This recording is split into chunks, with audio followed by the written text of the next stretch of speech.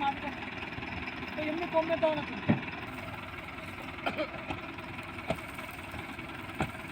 ধর ওই পার ঘুরলো তার